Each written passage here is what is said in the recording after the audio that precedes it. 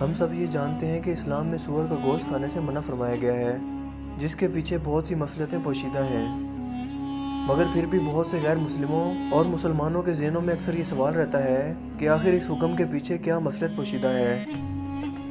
دوستو، قرآن کریم میں کم از کم 4 مقامات پر سور کا گوشت کھانے سے منع فرمایا گیا ہے، جس کے سب سے واضح احکامات سورہ المائدہ میں کچھ اس طرح سے موجود ہیں۔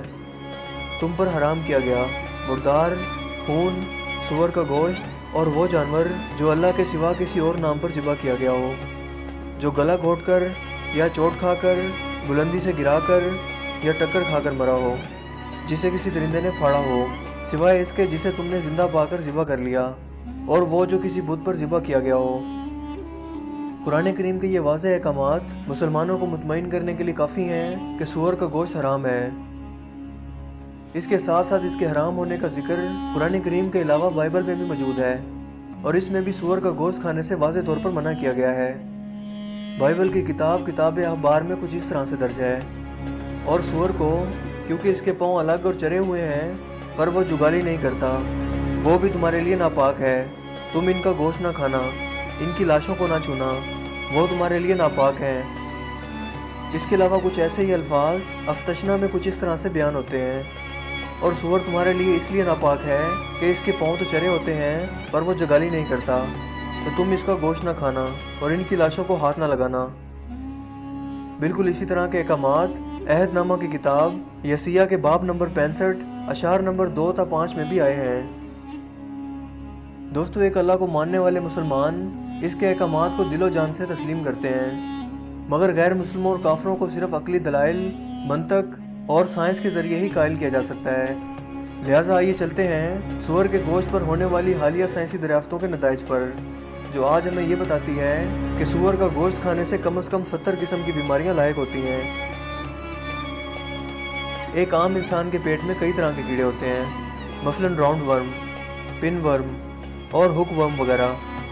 ان میں سے ایک پیٹ کا کیڑا ایسا ہے جو سب سے زیادہ خطرناک ہے، اسے ٹائنیا سوئلم کہا جاتا ہے، جو عام زبان میں ٹیپ ورم بھی کہلاتا ہے۔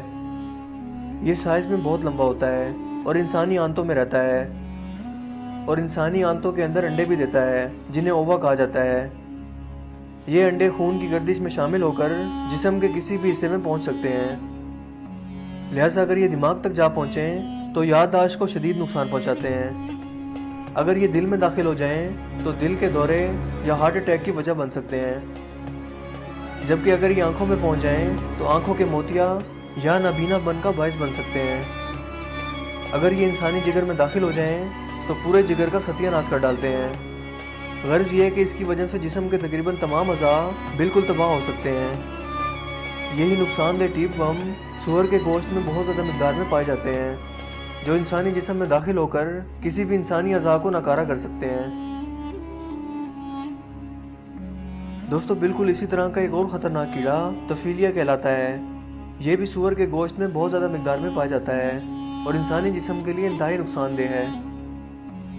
عام طور پر لوگوں میں یہ غلط فہمی پائی جاتی ہے کہ سور کا گوشت اگر اچھی طرح سے پکا لیا جائے تو زیادہ ٹیمپریچر کی وجہ سے ان کیڑوں کے انڈے ضائع ہو جاتے ہیں، مگر ایسا نہیں ہے۔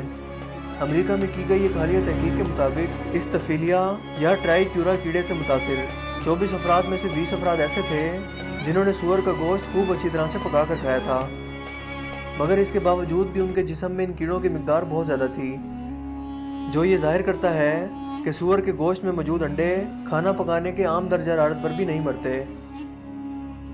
اس کے علاوہ سور کے گوشت میں ایسے اعضاء بہت کم ہوتے ہیں جو مسلز یا پٹھوں کی نشو و نما کے کام آتے ہیں۔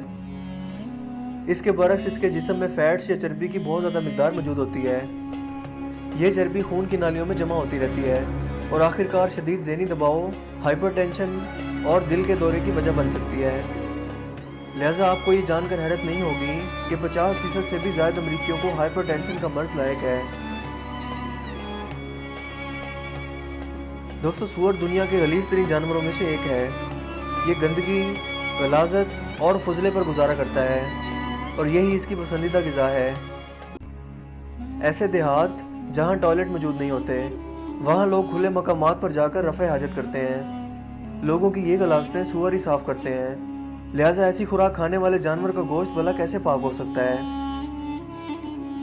آپ میں سے اکثر لوگوں کے ذہن میں یقیناً یہ سوال آیا ہوگا کہ امریکہ اور آسٹریلیا جیسے جدید ممالک میں سور کی نسل خیزی اور نشو نما نہایت صاف ستھرے ماحول میں کی جاتی ہے اور باقاعدہ ان کے لیے صاف ستھرے فارمز بنائے جاتے ہیں، مگر حقیقت تو یہ ہے کہ اتنے صاف ستھرے ماحول کے باوجود بھی ایک ہی باڑے میں ہونے کے باوجود ہر سور کو دوسرے سور سے الگ رکھا جاتا ہے، کیونکہ آپ انہیں صاف ستھرا رکھنے کی جتنی بھی کوشش کر لیں یہ جانور اپنی فطرت ہی میں غلیظ ہے اور اسے اپنے ساتھ والے دوسرے جانوروں کی غلاظت کھانے میں ہی مزہ آتا ہے۔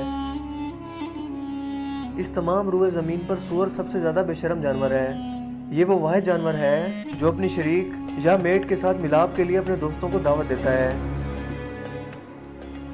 امریکہ میں بہت سے لوگ سور کا گوشت کھاتے ہیں۔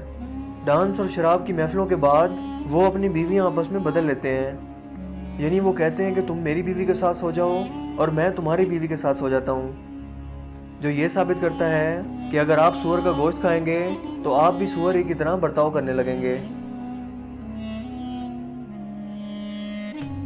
دوستوں، مجھے امید ہے کہ آج کی یہ ویڈیو آپ کے لیے کافی انفارمیٹیو ہوگی اور آپ کو پسند آئی ہوگی۔ اگر ویڈیو آپ کو اچھا لگا تو اس ویڈیو کو لائک کیجئے اور دوستوں کے ساتھ شیئر کیجئے۔